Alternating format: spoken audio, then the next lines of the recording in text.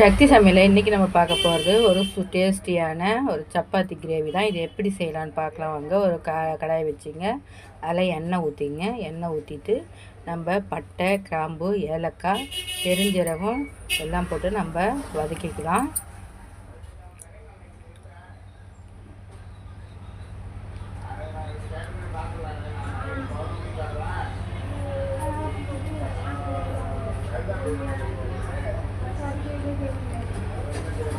எல்லாம் போட்டு நல்லா வதக்கிக்கிங்க. வதக்கிட்டு கொஞ்சமாக பெருஞ்சீரகம் சேர்த்துங்க. சேர்த்துட்டு அதையும் நல்லா வதக்கிக்கிங்க. நல்லா பொரிஞ்சு வரட்டும். இந்த ஸ்டேஜில் நான் வெங்காயத்தை சேர்த்து நல்லா வறுத்து விடுங்க. இது வெங்காயம் தக்காளியில் அதிகமாக வதங்கணும்னு அவசியமே கிடையாது. ஒரு கண்ணாடி பதம் வந்தாலே போதும்.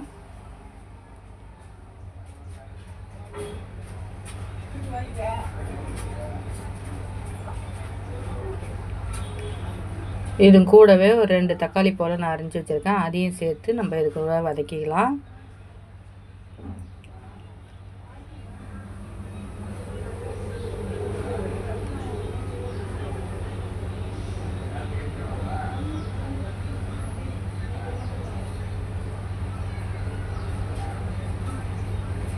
இப்போ இது கூடவே 2 துண்டு போல் இஞ்சி சேர்த்துக்கலாம். அதிகமாக இஞ்சி சேர்க்காதீங்க, கொஞ்சமாக சேர்த்துங்க. டேஸ்ட்டு சூப்பராக இருக்கும். ஒரு 10 பூண்டு பல் சேர்த்துங்க. அதையும் சேர்த்து நல்லா வதக்கிக்கங்க.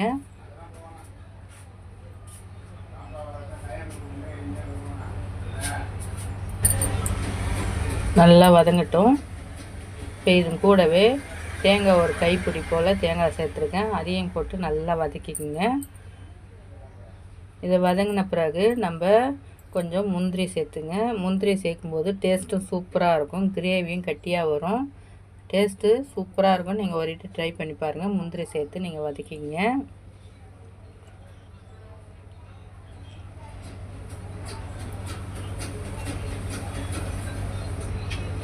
எல்லாம் சேர்ந்து ரொம்ப அதிகமாக வதங்கணும்னு தேவையில்லை. அப்படியே நல்லா வதங்கட்டும். இப்போ இது கூடவே ஒரு காரத்துக்கு 2 பச்சை மிளகா சேர்த்துருக்கேன். சேர்த்து நல்லா வதக்கிக்கிங்க. வதக்கிட்டு இது கூடவே புதினா கொத்தமல்லி ஃப்ரெஷ்ஷாக நான் சுத்தம் பண்ணி வச்சுருக்கேன். அதையும் இது கூட சேர்த்து ஒரு கிளறி விட்டு நம்ம ஆற வச்சு மிக்சியில் அரைச்சி எடுத்துக்கலாம்.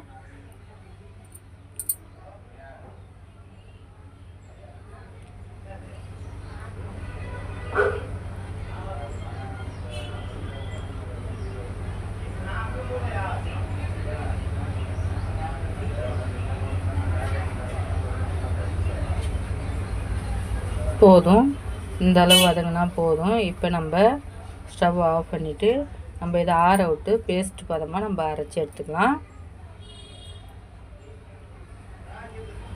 அந்த சூட்டில் ஒரு வதக்கி விட்டுடுங்க. அவ்வளோதான், போதும்.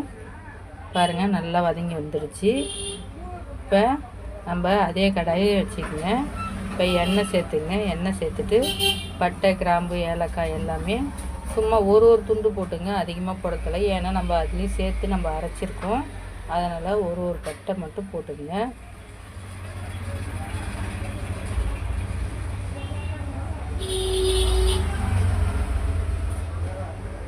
போட்டு நல்லா தாளிச்சிக்கலாம்.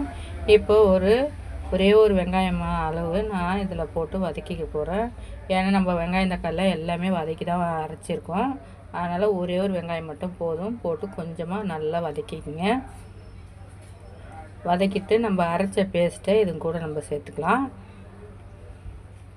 இப்படி ஒரு ட்ரை பண்ணி பாருங்கள். சூப்பரான டேஸ்ட்டில் இருக்கும். நீங்கள் சாப்பிட்டுக்கிட்டே இருப்பீங்க. பிள்ளைங்க விரும்பி சாப்பிடுவாங்க. இப்படி செஞ்சு பார்த்துட்டு நீங்கள் கமெண்ட் பண்ணுங்கள், சப்ஸ்கிரைப் பண்ணுங்கள், பக்கத்தில் உள்ள பெல் ஐக்கானு டச் பண்ணுங்கள், உங்கள் ஃப்ரெண்ட்ஸ்க்கு எல்லாருக்கும் ஷேர் பண்ணுங்கள்.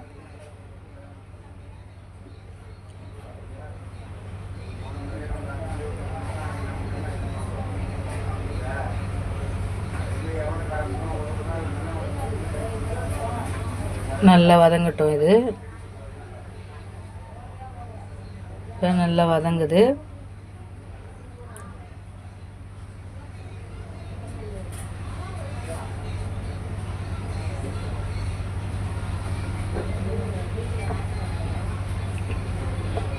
இப்போ நம்ம இதில் அரைச்சி வச்ச பேஸ்ட்டை நம்ம சேர்த்துக்கலாம்.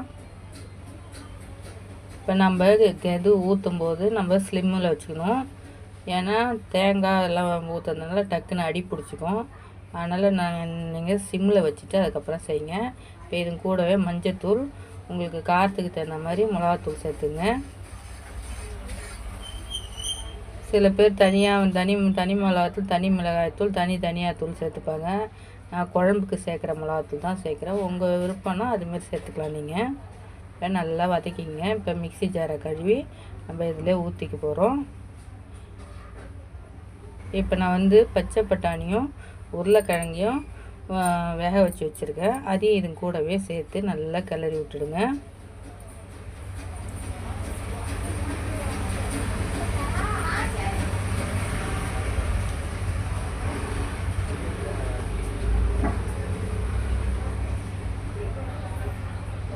கிளறி விட்டுட்டு இப்போ அந்த மிக்ஸி ஜாரை கழுவி நம்ம தண்ணி திட்டமான அளவு நீங்கள் சேர்த்துக்கலாம்.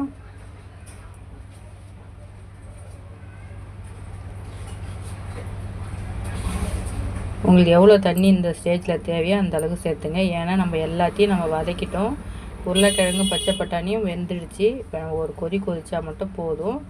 இப்போ நம்ம உப்பு தேவையான அளவு உப்பு சேர்த்து நல்லா கொதிக்கட்டும்.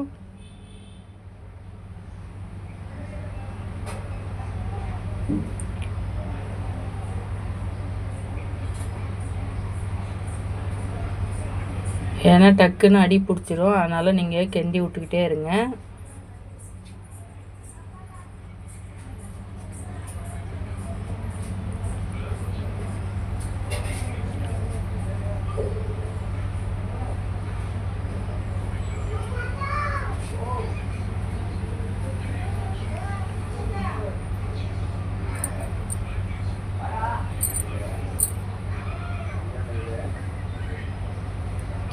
அவ்வளோதான், சூப்பரான சுவையான கிரேவி ரெடி ஆகிடுச்சு. இப்போ இந்த சப்பாத்தி கூட வச்சு நம்ம சாப்பிடும்போது அல்டிமேட்டாக இருக்கும். நீங்கள் ஒரு இது ட்ரை பண்ணி பார்த்துட்டு கமெண்ட் பண்ணுங்கள்.